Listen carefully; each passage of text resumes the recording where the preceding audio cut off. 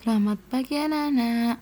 Assalamualaikum warahmatullahi wabarakatuh. Hari ini ketemu lagi ya dengan Bu Dani. Hari ini Bu Dani akan menyampaikan materi tema 1, subtema 4. Pada materi subtema 4 ini, anak-anak akan belajar tentang pertumbuhan tanaman. Sebelumnya kita sudah belajar ya, jadi yang mengalami pertumbuhan itu makhluk hidup. Ada manusia, ada hewan, ada tanaman atau tumbuhan. Tanaman sama dengan makhluk hidup lainnya yang mengalami pertumbuhan.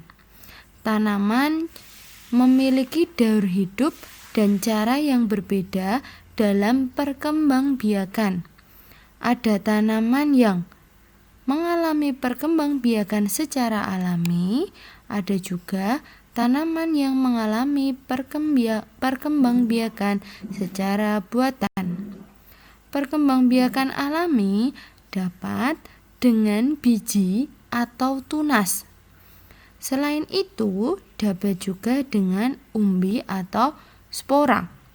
Contoh tumbuhan yang berkembang biak alami dengan biji adalah pohon mangga, jeruk, dan semangka, dan masih ada beberapa tanaman yang lainnya. Tanaman yang berkembang biak dengan tunas, contohnya pohon pisang, bambu, dan cocor bebek. Perkembangbiakan buatan adalah proses perkembangbiakan tumbuhan dengan bantuan manusia. Salah satu perkembangbiakan tumbuhan dengan bantuan manusia adalah pencangkokan. Udin dan kawan-kawan akan membuat mozaik menggunakan biji-bijian. Pak Guru memiliki 10 biji kacang merah yang akan dibagikan kepada 2 kelompok dengan jumlah sama banyak. Berapa banyak biji kacang merah yang diterima setiap kelompok? Nah, apabila anak-anak menemui soal seperti itu, di sini Bu Dani akan menjelaskan bagaimana cara penyelesaiannya. Yang pertama, pindahkan 2 biji kacang merah. Letakkan masing-masing biji pada 2 tempat yang sudah disiapkan. Kejadian di atas ditulis dalam kalimat matematika berikut. 10 dikurangi 2 sama dengan 8. Tersisa ada 8 biji kacang merah. Jadi kenapa kok di situ Bu Dani minta untuk menyediakan 2 tempat yang berbeda? Karena 2 tempat itu nanti bisa kita ibaratkan dengan 2 kelompok yang berbeda. Yang kedua, pindahkan 2 biji kacang merah, masing-masing 1 biji pada setiap tempat. Kejadian di atas ditulis 8 dikurangi 2 sama dengan 6. Jadi tersisa ada 6 biji kacang merah. Yang ketiga, lakukan terus sampai biji dalam toples habis. Yang keempat, ada 5 biji kacang merah di masing-masing tempat. Kejadian seperti dalam gambar di atas bisa dituliskan 10 dikurangi 2, dikurangi 2, dikurangi 2, dikurangi 2, dikurangi 2 sama dengan 0. Jadi, dari 10 biji yang ada di dalam toples besar tadi diletakkan di 2 tempat yang sudah disediakan tadi, ya. Diletakkan di 2 tempat yang sudah disediakan tadi sampai biji kacang merah itu habis. Jadi, pengurangan berulang sampai tidak ada yang tersisa disebut juga dengan istilah pembagian. Maka proses di atas dapat dituliskan dalam bentuk pembagian seperti 10 dibagi 2 sama dengan 5. Perlu anak-anak ingat-ingat ya, pembagian itu adalah pengurangan berulang sampai habis atau sampai dengan hasilnya 0. 10 dibagi 2 sama dengan 10 dikurangi 2 dikurangi 2, dikurangi 2, dikurangi 2, dikurangi 2 sampai dengan hasilnya habis. Pembagian dengan porogapit. Pembagian dengan porogapit ini digunakan untuk menyelesaikan soal pembagian dengan angka yang cukup besar, ya. Jadi kalau angkanya kecil bisa diselesaikan dengan pengurangan berulang, tetapi kalau angkanya besar bisa menggunakan porogapit. Di sini Bu Dani akan menjelaskan bagaimana cara menghitung pembagian dengan menggunakan porogapit. Yang pertama, mari kita lihat. Di situ ada contoh 52 dibagi 2. Ya, 52 dibagi 2. Jadi kalau ada soal 52 dibagi 2, angka 52 kalian masukkan di dalam kurungan itu. Sementara pembaginya kalian letakkan di luar. 52. Pertama, mari kita lihat dulu puluhan yang berada di sebelah kiri. Jadi angka yang paling kiri dulu yang dihitung, ya. Angka yang paling kiri di situ adalah 5. 5 dibagi 2. Anak-anak mencari 2 dikali berapa yang paling dekat dengan 5. Tetapi hasilnya nggak boleh lebih dari 5. Jadi 2 dikali 2 yang paling mendekati 5, karena 2 dikali 3 itu hasilnya sudah 6, berarti nggak boleh. 2 dikali 1 hasilnya 2, masih terlalu jauh. Jadi 2 dikali 2 adalah hasilnya 4. Angka 4 bisa anak-anak letakkan di bawah angka 5. Ya, 5 dikurangi 4 hasilnya 1. 5 dikurangi 4 hasilnya 1. 1 dibagi 2 tidak bisa. Ingat, di atas tadi angka yang sudah digunakan baru angka 5. Angka 2 boleh dibawa turun. Jadi angka 1 dengan angka 2 berjejer itu 12, ya. 12 dibagi 2 hasilnya 6. 6 dikali 2 hasilnya 12. 12 dikurangi 12 hasilnya 0.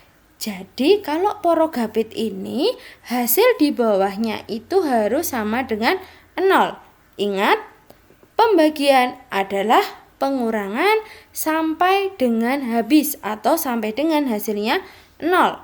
Jadi 52 dibagi 2 sama dengan 26. Perkembangbiakan tanaman dengan biji, ya. Jadi di awal tadi Bu Dani sudah menjelaskan, ya, ada beberapa tanaman yang berkembang biak dengan biji. Sebagian besar tumbuhan berkembang biak dengan biji. Tumbuhan dewasa akan berbunga dan menghasilkan buah. Di dalam buah terdapat biji. Biji berkembang menjadi tanaman baru. Tanaman baru tumbuh menjadi dewasa dan berbuah. Perputaran tahapan perkembangan tersebut membentuk sebuah siklus atau bisa disebut dengan daur hidup. Perhatikan gambar bagian-bagian biji yang ada di samping, ya. Jadi kalau biji, kalian menemukan biji mangga, biji buah rambutan, ya. Itu kalau kalian buka di tengah kurang lebih seperti itu, ya. Kurang lebih seperti itu. Di situ dari lapisan paling luar ada selimut biji atau yang melindungi biji. Jadi biji itu di luar itu ada lapisannya yang melindungi. Di dalamnya lagi yang berwarna putih itu diberi panah, itu namanya embrio calon tumbuhan baru. Jadi nanti kalau biji itu sudah siap tumbuh, itu akan muncul tanaman kecil dari embrio itu tadi. Jadi seperti muncul warna putih. Nah, itu nanti dia akan semakin besar. Terus yang ketiga di bawah sendiri itu namanya kotiledon, sumber makanan untuk calon tumbuhan baru.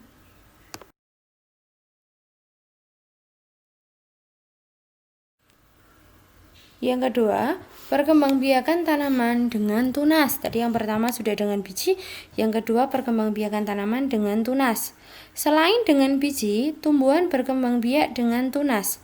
Tunas adalah anakan yang tumbuh di dekat tumbuhan induknya. Ada juga tunas yang tumbuh di daun induk. Contohnya tanaman cocor bebek. Salah satu contoh tumbuhan yang bertunas adalah pisang dan cocor bebek. Tunas pisang tumbuh dari batang yang ada di dalam tanah. Tunas pisang tumbuh menjadi tumbuhan baru di sekitar induknya. Tumbuhan cocor bebek berkembang biak dengan tunas daun. Tunas cocor bebek tumbuh di tepi daun. Gambar tersebut adalah gambar pohon bambu, cocor bebek, dan pohon pisang. Nah, di situ sudah ada gambarnya ya. Di situ ada daun cocor bebek, ada tunasnya di ujung daun, dan ada pohon pisang, ada tunasnya yang ada di bawah pohon yang dewasa. Pohon bambu juga berkembang biak dengan tunas. Anakan pohon bambu akan tumbuh di dekat tumbuhan induknya. Batang pohon bambu banyak manfaatnya. Salah satu manfaatnya digunakan untuk bermain, bisa juga nanti untuk membuat rumah, untuk membuat hiasan, atau kerajinan. Bunga nasional Indonesia. Beberapa negara memiliki bunga nasional. Bunga nasional adalah bunga yang dapat mewakili karakteristik sebuah bangsa dan negara. Misalnya, bunga tulip dikenal sebagai bunga negara Belanda. Mawar lebih dikenal sebagai bunga negara Inggris. Indonesia memiliki 3 bunga nasional. Sebutan lain untuk bunga di Indonesia adalah puspa. Bunga melati putih disebut dengan puspa bangsa. Bunga anggrek bulan disebut dengan puspa pesona. Bunga Rafflesia arnoldi disebut dengan puspa langka. Perkembangbiakan tanaman dengan umbi. Perkembangbiakan tumbuhan juga dapat dilakukan dengan umbi. Ada umbi batang, umbi lapis, dan umbi akar. Kentang dan umbi jalar adalah contoh tanaman yang berkembang biak dengan umbi batang. Bawang dan bunga bakung berkembang biak dengan umbi lapis. Sedangkan wortel dan singkong berkembang biak dengan umbi akar. Berbagai jenis umbi-umbian. Umbi-umbian merupakan makanan yang sangat digemari oleh sebagian besar penduduk Indonesia. Umbi-umbian dapat diolah menjadi berbagai makanan. Umbi-umbian ini merupakan salah satu contoh makanan yang mengandung karbohidrat. Ya, jadi beberapa umbi-umbian ini bisa dimanfaatkan menjadi berbagai makanan. Contohnya, singkong nanti bisa dibuat keripik singkong, ada keripik kentang. Terus nanti ubi bisa diolah menjadi ada yang namanya timus, ada yang namanya gethuk, macam-macam ya anak-anak. Perkembangbiakan dengan spora. Perkembangbiakan tumbuhan juga dapat dilakukan dengan spora. Ada beberapa contoh tanaman yang berkembang biak dengan spora. Antara lain ada lumut, tumbuhan paku, jamur, rane, ganggang, tumbuhan paku air. Nah, seperti yang ada di dalam contoh gambar yang Bu Dani sudah sampaikan di dalam video ini adalah contoh tanaman atau tumbuhan paku. Nah, di situ ada gambar tumbuhan paku. Spora itu bisa kalian lihat di balik tanaman paku. Jadi di balik daunnya itu nanti kalian bisa balik ada di bawahnya. Itu namanya spora enggak ya? Nanti anak-anak kalau penasaran, nanti anak-anak bisa mencari tanaman paku yang ada di sekitar rumah. Nanti bisa kalian lihat, kalian perhatikan ya, spora itu bentuknya seperti apa. Mencangkok tanaman. Perkembangbiakan dapat melalui tunas dan umbi. Beberapa jenis tanaman juga dapat dikembangbiakan dengan perkembangbiakan buatan. Perkembangbiakan buatan adalah perkembangbiakan tanaman dengan bantuan manusia. Perkembangbiakan buatan diantaranya dengan mencangkok, stek, dan menempel. Seperti yang di awal video, Bu Dani sudah menyampaikan perkembangbiakan tanaman itu ada dua, perkembangbiakan alami dan perkembangbiakan buatan. Perkembangbiakan alami sudah Bu Dani jelaskan juga ya, ada yang dengan tunas, biji, spora, dan lain-lain. Sementara itu, kalau perkembangbiakan buatan itu bisa dengan mencangkok, stek, dan menempel. Nah, di situ ada gambar tahapan-tahapan cara mencangkok tanaman. Jadi tidak semua tanaman bisa dicangkok ya anak-anak, hanya tanaman yang berkayu saja yang bisa dicangkok. Contohnya mangga, jambu, rambutan, dan lain-lain.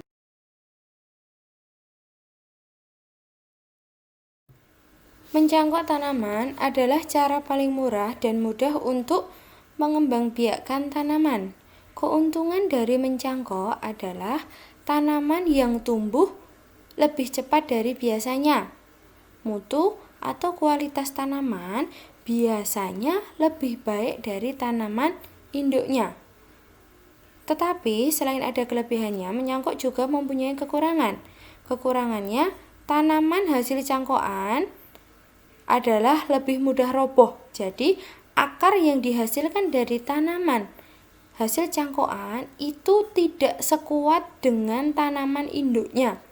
Tanaman yang berasal dari perkembangbiakan dengan biji biasanya lebih kuat daripada tanaman hasil mencangkok. Akar tanaman hasil mencangkok lebih rapuh.